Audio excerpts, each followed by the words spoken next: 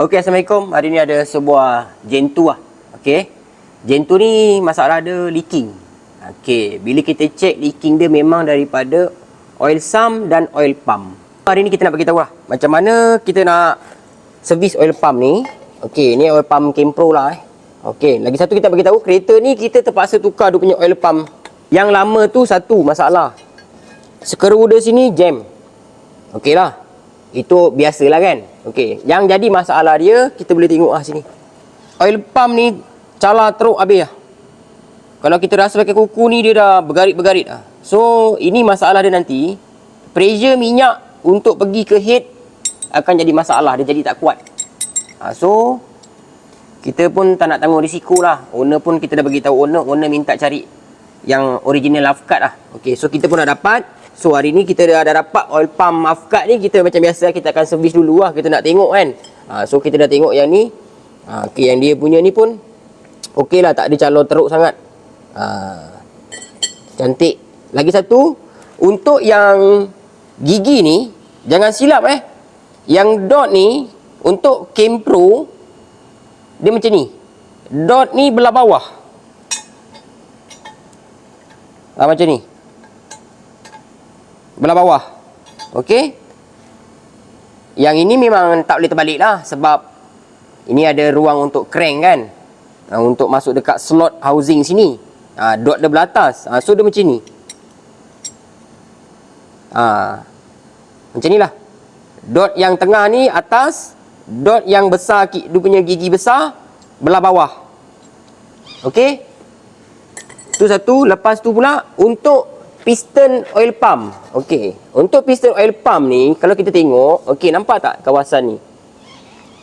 Yang ada macam tangga sikit kecil ni, okey, dia akan sebelah bawah tau. Ni lubang oil pump untuk housing dia, ini masuk macam ni. Jangan terbalik. Kalau terbalik, apa akan jadi? Okey.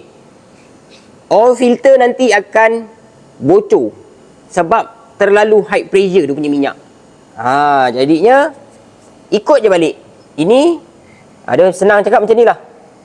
Dia dah buat slot ni sebenarnya untuk spring ni supaya dia tak lari. So masuk macam ni.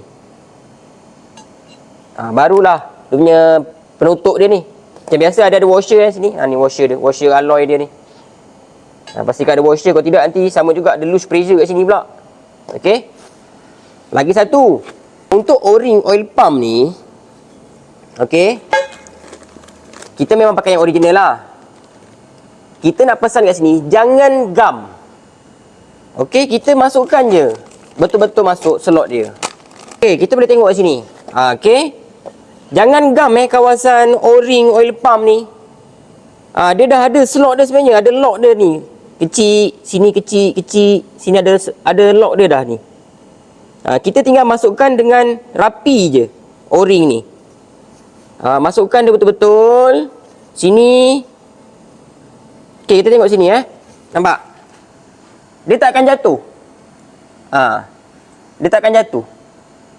Kalau awak masuk betul-betul slot dia dan bersihkan betul-betul kawasan tu, dia tak akan jatuh o-ring tu. Sebab apa kita tak bagi gam? Okey, nampak tak sini? Gam kat sini. Gam tu bila kita katup dekat enjin, gam tu dia akan masuk dekat dalam lubang ni. Nanti lubang ni untuk hantar minyak ke atas, ke blok dan seterusnya ke silinder head, dia akan jadi kecil tau.